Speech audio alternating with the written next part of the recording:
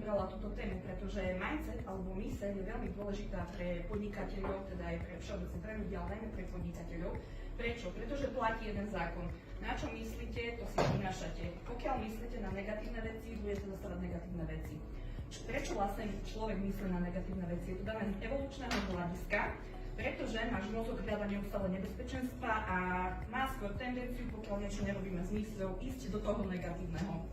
Ja som ale pre vás pripravila dneska také 3 tipy, ako si môžete zlepšiť vašu myseľ a teda čistiť vašu myseľ, aby nešla do negatívneho. Prvé je, pokiaľ sa vám objavia nejaké negatívne myšlienky, tak ich argumentujte.